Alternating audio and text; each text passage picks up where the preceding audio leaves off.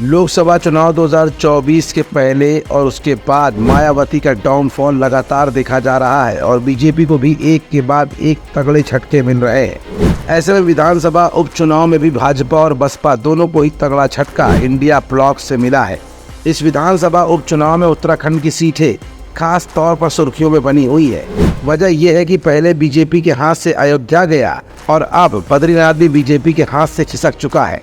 उत्तराखंड में आखिरकार ऐसे कौन से समीकरण बने जिसने भाजपा और बसपा दोनों को ही पूरी तरह से हिला कर रख दिया है। आज की इस रिपोर्ट में ये हम आपको दिखाएंगे भी और बताएंगे भी। दरअसल 7 राज्यों की 13 विधानसभा सीटों के नतीजे घोषित हो चुके हैं। इस उपचुनाव में इंडिया ब्लॉक ने दमदार प्रदर्शन किया है। उन्होंने 13 सीटों पर हुए उपचुनाव में 10 पर अपनी जीत दर्ज करा ली है। बीजेपी सिर्फ 2 सीटों को ही अपने नाम कर सकी है। इनके अलावा एक सीट पर निर्दलीय उम्मीदवार जीता है। वहीं उत्तराखंड में 2 सीटों पर हुए उपचुनाव में मायावती की बहुजन समाज पार्टी को भी तगड़ा झटका लगा है। यहाँ दोनों ही सीटों पर कांग्रेस पार्टी को जीत मिली है। उत्तराखंड में मंगलौर सीट पर भी कांग्रेस के उम्मीदवार को जीत मिली है।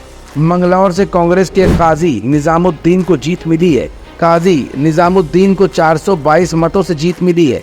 बहुजन समाज पार्टी बसपा ने मंगलौर में कांग्रेस प्रत्याशी काजी निजामुद्दीन के खिलाफ पार्टी के विधायक सरवत करीम अंसारी के बेटे उबैदुर रहमान को चुनावी मैदान में उतारा था। सरवत करीम अंसारी का निधन हो जाने के बाद ये सीट खाली हो चुकी थी।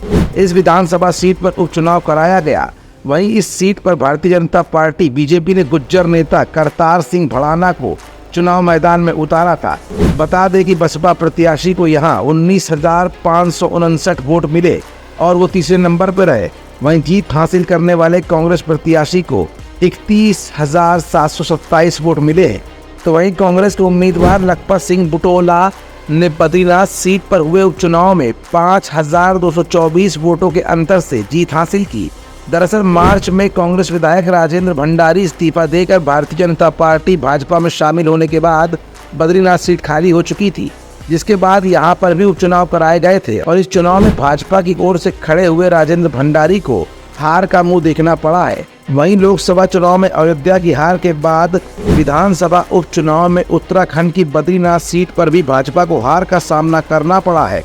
पूरे देश में लोकसभा चुनाव के बाद विधानसभा उपचुनाव को 2027 में होने वाले विधानसभा चुनाव का सेमीफाइनल भी माना जा रहा था और इस सेमीफाइनल में इंडिया गठबंधन और कांग्रेस ब्लॉक को मिली मजबूत जीत कहीं न कहीं भाजपा को सोचने पर मजबूर भी कर देगी। इस समय पूरे देश में अयोध्या के बाद बद्रीनाथ की सीट का बीजेपी के हाथ से खिसकना जहां लोगों को अचंभित कर रहा है, तो वहीं खुद कांग्रेस को मिली ये जीत बीजेपी की नींदों को उड़ा देने के लिए बेहद काफी होगी।